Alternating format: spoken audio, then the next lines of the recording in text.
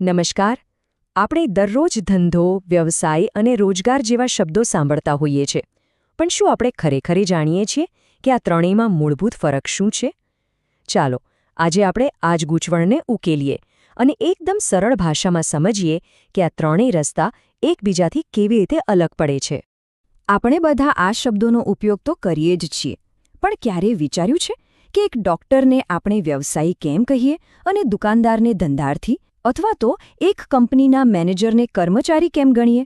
આ બધી જ આર્થિક પ્રવૃત્તિઓ છે, પણ એમની વચ્ચે ખરેખર બહુ મોટો તફાવત છે. આ બધા જ તફાવતોને સમજવા માટેનો આપણો આધાર છે આ એક તુલનાત્મક કોષ્ટક.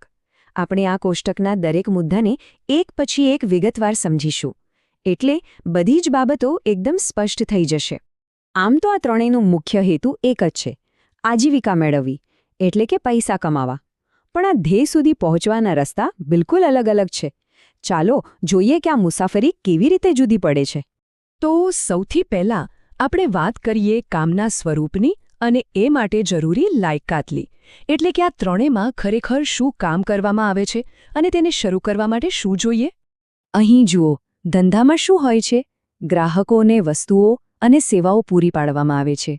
વ્યવસાયમાં વ્યક્તિગત કુશળતાના આધારે નિષ્ણાંત સેવાઓ અપાય છે, જેમ કે કોઈ વકીલ કે ડૉક્ટર. અને રોજગારમાં બસ કરાર પ્રમાણે જે કામ સોંપ્યું હોય એ જ કરવાનું હોય છે. હવે વાત કરીએ લાયકાતની. ધંધો શરૂ કરવા માટે કોઈ ઓછામાં ઓછી શૈક્ષણિક લાયકાતની જરૂર નથી.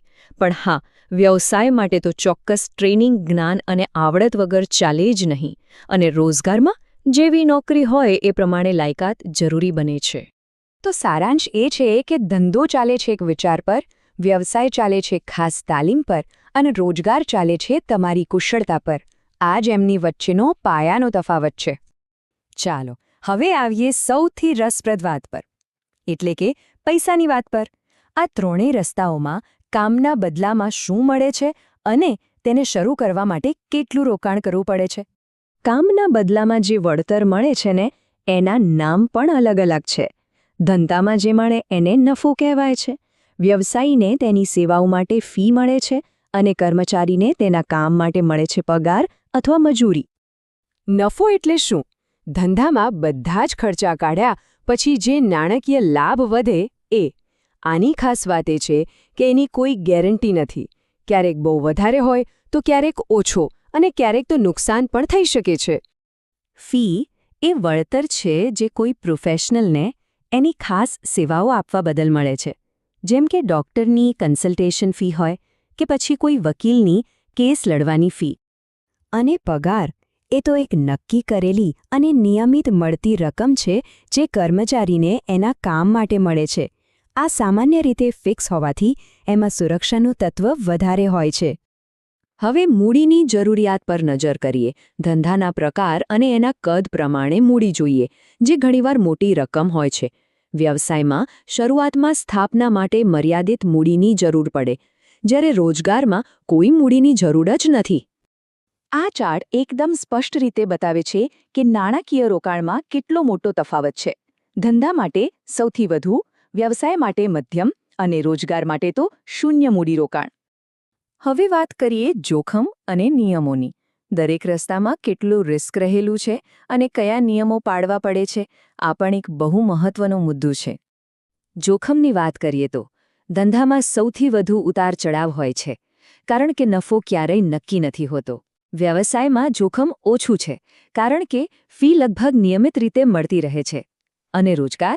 એમાં તો નિશ્ચિત પગારને કારણે જોખમ લગભગ શૂન્ય જેવું જ હોય છે. ટૂંકમાં કહીએ તો જોખમની બાબતમાં આ ત્રણેય રસ્તા બિલકુલ અલગ છે. ધંધો એક તોફાની સમુદ્ર જેવો છે, જ્યાં અનિશ્ચિતતા વધારે છે. વ્યવસાય એક મજબૂત પુલ જેવો, અને રોજગાર એકદમ સુરક્ષિત પાક્કો રસ્તો છે, જ્યાં સ્થિરતા સૌથી વધુ છે. હવે નિયમોની વાત. ધંધામાં કોઈ ખાસ આચારસંહિતા નથી હોતી, બસ કાયદાકીય નિયમોનું પાલન કરવાનું. વ્યવસાયમાં જે તે વ્યવસાયિક સંગઠન દ્વારા બનાવેલી આચારસંહિતાનું પાલન કરવું ફરજિયાત છે. અને રોજગારમાં માલિક દ્વારા જે નિયમો નક્કી કરવામાં આવે એનું પાલન કરવાનું હોય છે. આપણો છેલ્લો અને બહુ જ રસપ્રદ તુલનાનો મુદ્દો છે માલિકીની ફેરબદલી. એટલે કે તમે જે મૂલ્ય ઊભું કર્યું છે એની માલિકીનો શું થાય? શું એને બીજા કોઈને આપી શકાય? અહીંયા એક બહુ મોટો તફાવત સામે આવે છે. ધંધાની માલિકી વેચી શકાય છે, પણ વ્યવસાયમાં એ શક્ય નથી. જેમ કે કોઈ ડૉક્ટર પોતાની ડિગ્રી કોઈને વેચી ન શકે, અને રોજગારમાં તો માલિકી જેવું કંઈ હોતું જ નથી.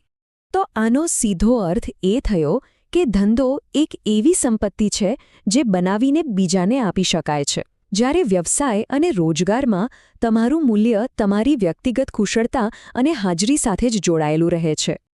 તો આ બધા જ તફાવતો જાણ્યા પછી સવાલ એ થાય કે આમાંથી કયો રસ્તો કોના માટે યોગ્ય છે? ચાલો આના પર થોડું વિચારીએ. મૂળભૂત રીતે આ પસંદગી સ્વતંત્રતા અને સ્થિરતા વચ્ચેની છે.